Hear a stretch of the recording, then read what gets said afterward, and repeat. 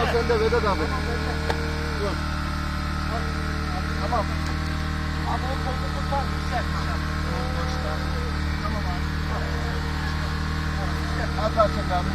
Tahta değil de biraz alabilirsin. Abla boyunluğu getir sana zahmet. Geleyim mi? Abi boynuzluk burada.